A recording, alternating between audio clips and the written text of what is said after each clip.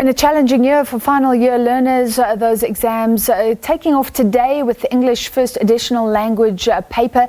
The Department of Education reaching that agreement with the Department of Health earlier that allows for learners who have tested positive for COVID-19 to still be able to write their final exams. Teachers' unions have slammed that though, saying it could put their members in danger. Let's discuss now. We're joined by Executive Director at the National Professional Teachers Organisation of South Africa, or NAPTOSA, that's Basil Manuel. Mr. Manuel, thank you for joining us. Firstly, what was the first day like? Presumably no incident as far as you're concerned. Good evening, and it's a pleasure to be with you. Yes, the first day has gone off very well. We expected that because our exam section has been a well-oiled machine for a long time. So insofar as normal expected glitches, they weren't there. Of course, now we are dealing with those things that are unforeseen, and COVID has brought a lot of unforeseen things to the fore. But today went off relatively well, and we're happy for that. It gives us confidence that the rest of the exam will do likewise. We'll talk about the COVID-19 learners shortly, but firstly, SAT2 wanted these exams pushed back. And even today, we are on the 5th, that was the agreed date. It says it's worried about the low-income learners who really didn't have the means to continue schooling during lockdown. Do you share those concerns, or do you think that learners have been given enough time? We hadn't advocated for the pushing back of the exams as NAPTOSA, but we certainly share all the other concerns. The fact that the vast majority of our learners had no tuition during the hard lockdown period, the pressure they've been under, the lack of socio and psycho support for teachers and learners. These are things that we've been talking about for a long time. So they are still there. We know that children are resilient. And we expect that that resilience is going to come to the fore, and we will see children rise up to the occasion. But we are worried about those who are less resilient than others and the impact all this pressure is going to have on them. So we're not out of the woods yet.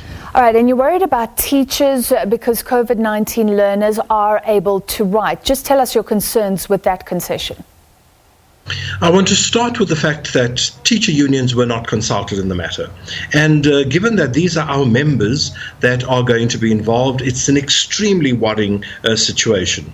Secondly, of course, it is just unbelievable that we would expect somebody to willfully put themselves in danger, having not been consulted in the matter. We are worried about children coming to school to only discover there where they must go because there have been no logistics spelled out. And of course, we are worried about the explosion in infection rates. Now, this flies in the face of what we've been trying to educate the public on. If you are positive, please stay at home. Now, we must remember that many of these learners will use public transport to get to school or to get to their venues. What happens then with a knowingly positive person being transported in public transport? So there are many questions that have to be answered. But let me hasten to add that we are meeting with the Director General tomorrow as the teacher unions around this matter, because we've asked for a meeting that has been acceded to because we want to know the rationale behind this. We are in support of trying to get as many of our learners to write as possible, but not there at the expense of the vast majority of learners out there.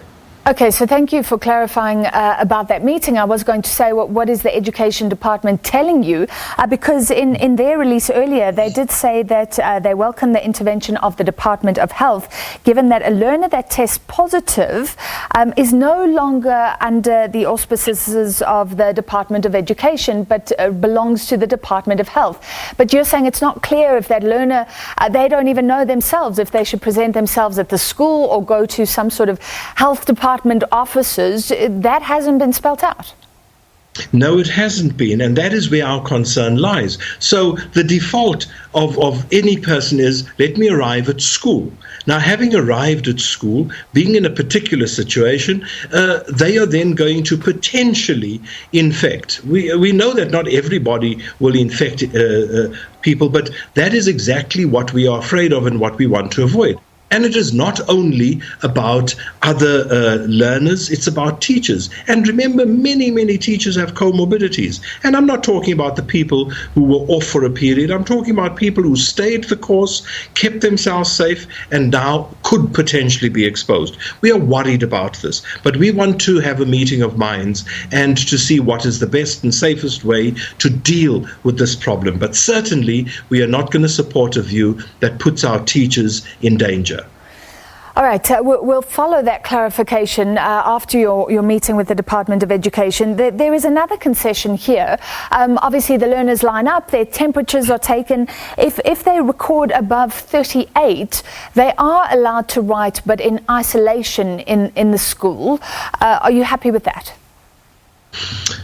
That is a concession that we had first seen, and that was where we believed it would stop.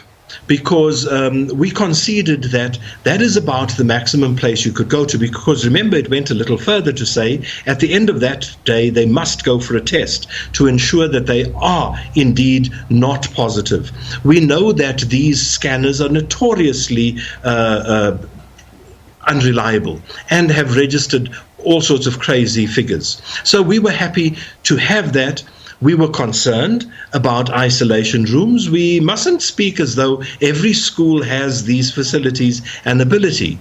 We must remember there are thousands of other children at school as well, and they are using these classrooms so that they too can finish their year. So there are some logistical problems with that, but it is one that we could live with. However, I must stress that one where learners are already tested positive becomes a little less palatable. All right, Executive Director of Union NAPTOSA, Basil Manuel, we have to leave it there, but we'll follow those discussions. Coming up.